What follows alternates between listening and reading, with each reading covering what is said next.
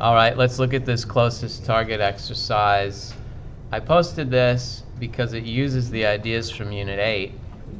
In fact, the first way I'm going to show is just literally copying the same stuff from Unit 8. But then it has opportunities for cooler techniques that make it more efficient and easier to write. So the idea is we've got this 2D arcade game. Maybe I'll actually make it in real life, where you've got a monster and it has all these targets that it can go for. Which one does it go for? And in games like this, it's always the simple option. It just goes toward the closest one every time. So how do we find the closest one? This is 2D distance, and in Unit 8 we had one with 2D distance. So let's just write that function again, because I think we're going to end up using it. I'm going to say distance, point, and other. That's usually the name style I use for these kind of things. I'll say, card and other if I'm comparing two cards, or person and other if I'm comparing two people. But you can use whatever you like. And the way I did it was horizontal, vertical, and then we find the hypotenuse using the Pythagorean theorem, or sometimes they call it the distance formula. So I'm going other 0, which is the x, because x goes first, minus 0.0 to get that delta, you might call it in science class. And then I'm going other 1, which is the y. And you could go point minus other, because we're about to square this, and so it doesn't really matter if it was negative or positive. That would have a z if this was three-dimensional, but it's not.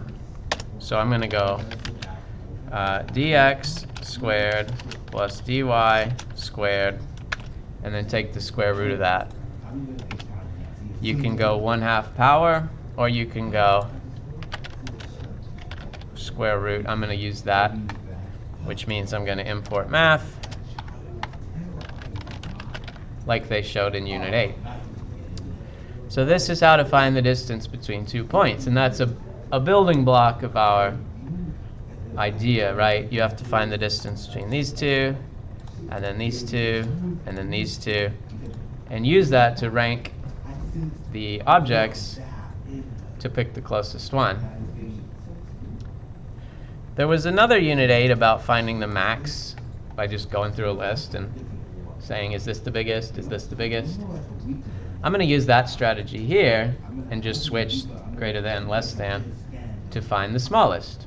The smallest distance is obviously the thing that is closer. So the way we did that was just start with 1 and then compare all the way down the line. If we ever find one that beats it, that's the new standard, and if we ever find one that beats that, it takes the place. So if distance from the monster to this guy is less than the distance from the monster to our current closest, then our closest is replaced by the one we're looking at. You beat the champ, you get the belt, and now other people are coming for you to do the same. And if we go all the way through, whoever's the survivor must be the closest. And we can test that by printing it.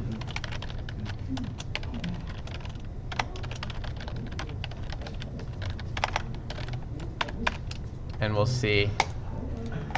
Turns out that this point, the 14623, is the closest.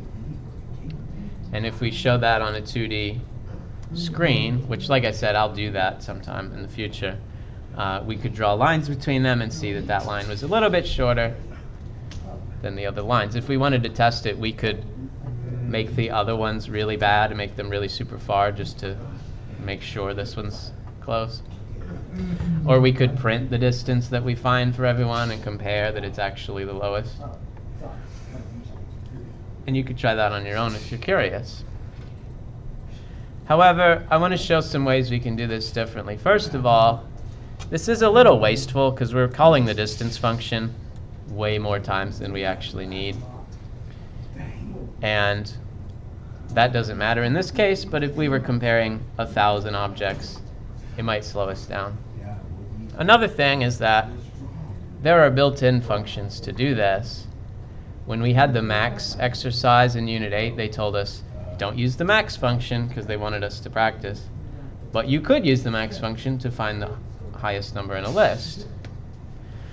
And in this case, we can use the min function to find the lowest in a list. Or we can use the sort method to sort these by distance. I wanted to show that because it's related to our most recent thing with the names. We were sorting names in different ways. So imagine we wanted to sort this list by the distance key. Let me delete all this and say, what if we sort key distance, and then we would return the first one, because the first one would be the one with the lowest distance. Well, that's almost there, but that's not going to work. We need one extra step, because if you remember, the stuff we've been using as a key is single parameter functions. Len takes one object. The last name took one full name. And the distance takes 2 parameters, so we can't use it. The key is trying to call this with each guy, and it says, well, what do you mean? What's the other one? So let me show you one way we might solve that, which is to make what we call a partial function. Partial function is just going to fill in half of it and let you do the other half. It's like a frozen pizza. It's already made. You just do the last step of putting it in the oven. Okay? So I'm going to make one that's called distance to monster. And it takes a single bunny. And it returns function with the monster part already filled in. Okay? It's really silly. It feels like there must be another way to do that. And there is. I'll show you in a minute. But this is a partial application saying, hey, I'm doing half of the function for you, and you just fill in the second half. Then we can use that as a key because it only needs one bunny in this case. Okay? So that one is going to give us the right answer by putting it through the partial function and getting the other half filled in. Now that's pretty cool, but this is doing too much work. We don't need to sort the whole list because we don't need to find the second closest or the third closest or the fifth closest. We just need one. So let me show you. The min function to get the minimum also takes a key, just like sorting does. So we can give it, hey, find the minimum of this based on this key. So I'm going to show that. It looks almost the same. Min of bunnies with key. The difference is it's not a method on the list type, so the bunnies goes inside the parameters instead of before a dot, but it's exactly the same idea. Now, we still get the same answer, and the computer's doing a little bit less work because it's not sorting them all, it's just finding the one that we care about. Finally, I want to show one last thing, which is this partial function is so tiny. Like I said, it's just a middleman between us and the thing we care about, and it's only ever used once. So when you have a tiny function, it doesn't do much, it's only used once, that's a good candidate for a lambda. We could make this a lambda, and then we don't have to go through all the stuff of giving it a name and all that. So let me show you. I could get that out of here and just use lambda. It looks a little weird because it looks like a lambda and a regular function, which it is, because this is a function returning a halfway filled in function for us to do, and that works just the same. It's certainly not mandatory. You don't have to do any of these. We could have just messed with the distance and filled in the monster already, but I like having this generic distance that could work for anything, and then just working with the details outside of it. Because you can imagine if this is a bigger program, we would need the distance for other things as well, like the distance between the player character and the monster, or the player character and the bunny, or the player character and the wall, or all kinds of things.